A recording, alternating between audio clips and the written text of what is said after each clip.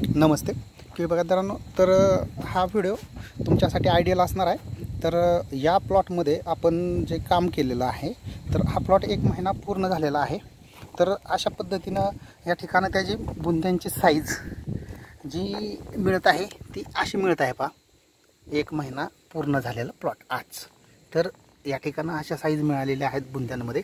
तर अशा पद्धतीनं आणि साधारणपणे 1 2 3 4 5 6 7 8 9 पानं 8-9 पानांवरती ह्या प्लॉटमध्ये झाडांची वाढ झालेली आहे। आणि पोंगा म्हणाल तर वरती अशा पद्धतीनं सुट्टा झालेला आहे। विशेष पोंगा हा स्ट्रेट वाढतो केळीमध्ये अशा पद्धतीनं।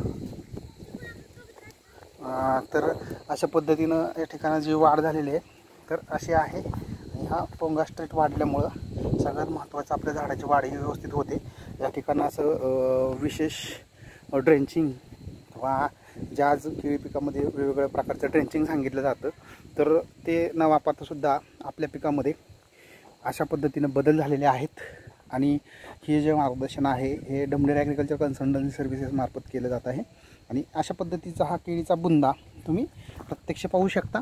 ही अशी स्टेमची जाडी, जी बुंदा म्हणतो आपण, त्याची जाडी अशी आहे।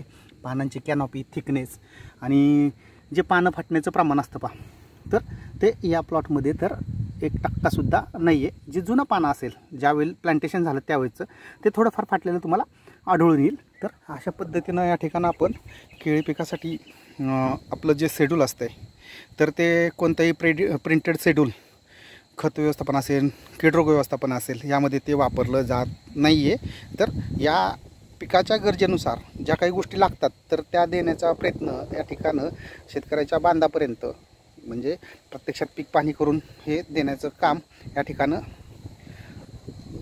आपल्या कन्सल्टन्सी मार्फत केलं जात आहे।